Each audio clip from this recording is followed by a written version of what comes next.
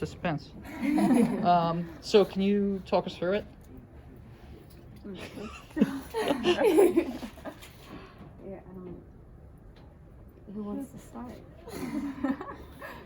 Like talk through the code or the interface? So I suppose, what was the overall objective? We just wanted to display Julia sets on the TFT and have you put in like a real number and an imaginary number to put in a design that you want and choose a color. So that was like the main goal because we like them. So it's a sort of a Julia set sandbox where you can specify the parameters, specify the colors, and render it on the screen. Awesome. Motivated mostly by our interest to see what we could, find out, and through doing that, actually, that's how we ended up with some of the preset designs, just playing around and finding some cool designs that we liked. We got very excited about that. So the whole the Julia set generator is controlled by this Python interface? Yeah. Okay. And then like the keypad here is just to zoom in on the different quadrants. So 1 through 4 zoom into like the quadrants, and then 0 zooms out. Okay.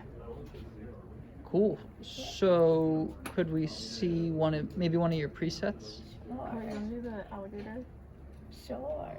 That might take a while. Yeah, that's what I was gonna say. Lewis the alligator. Is that from Peter? No, what's it's that from Princess and the Frog. I'm sorry. This is one of the.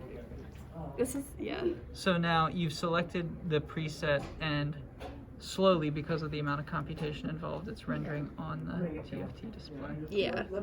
And this one I think is interesting because when we choose our rainbow setting, it makes it like this, but if we choose like a color, it's like pretty much one solid color. And that has mostly to do with the fact that the rainbow has a larger range. Yeah, of colors. but also like if you display it without a color, it's just black. So It's building up, and yeah, one of the interesting things that we've talked about is, so you're doing differential colorization on the inside of the set, correct? Mm-hmm. Which is giving you these cool splotchy patterns. And here's the interface. So you selected Lewis the alligator there.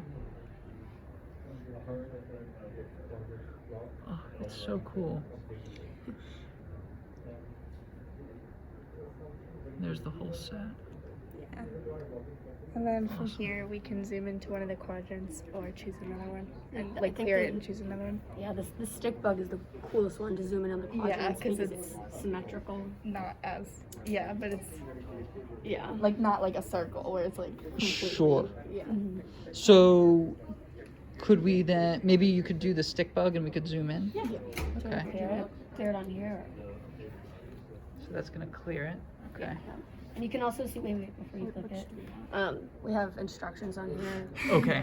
Yeah, to make it so that it's easier to know what's the proper sequence of events to make it most efficient. So we first pick a color, and then So that's telling you to pick a color from that top set of menus. so once you hit red, then it changes here to select a preset or input a value. So you can input a value down there or select Okay. preset. And then once you select the preset or the value, it then immediately.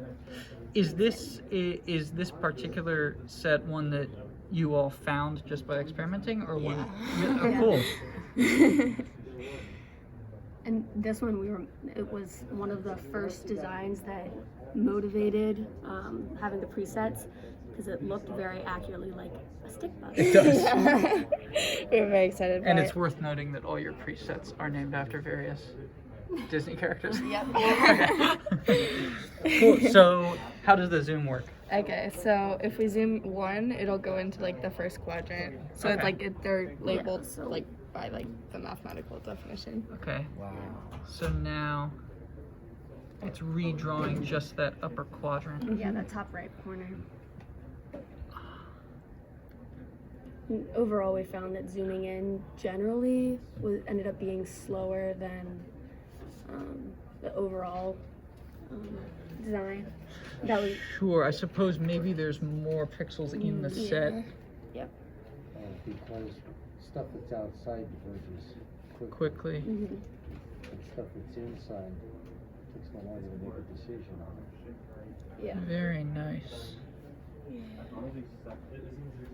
Oh, that's awesome.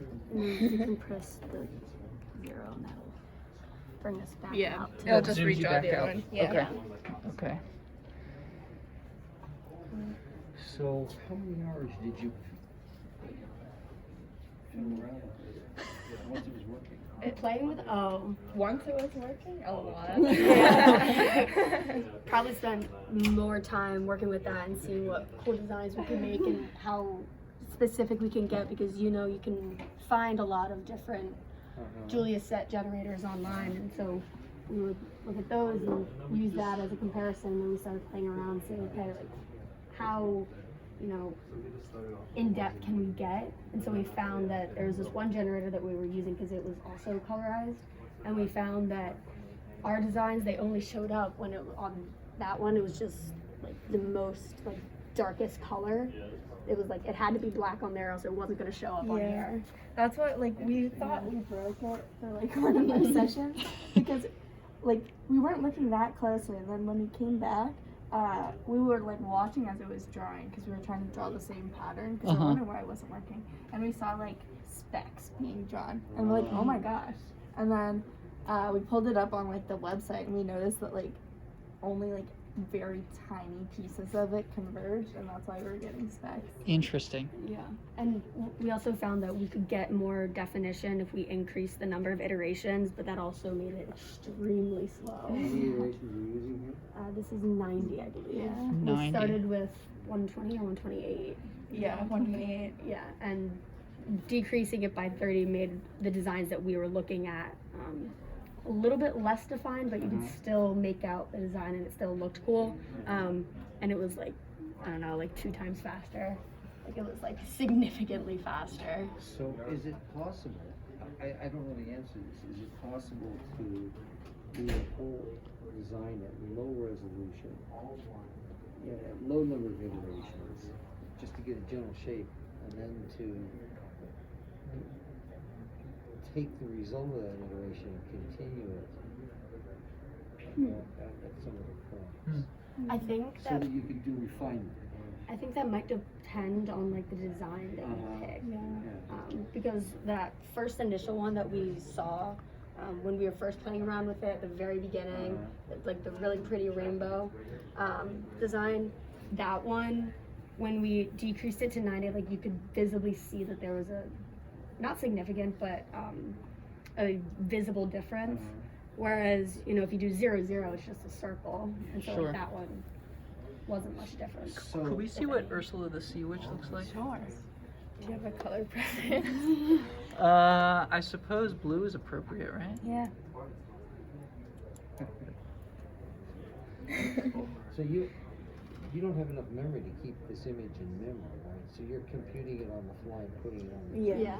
So that's you also why can't- it takes so So you long. can't do the selective iteration. Yeah. You can't go back and fill in because you don't have the memory. Right, so when we're zooming, we have to redraw it, and then we zoom out, we redraw it, so it's, yeah. Wow, that one's complicated. Mm-hmm.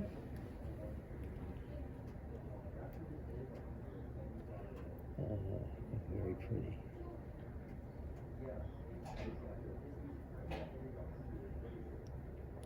Oh, it's so cool. Did you, by any chance, put an iteration counter on there to find out how many total iterations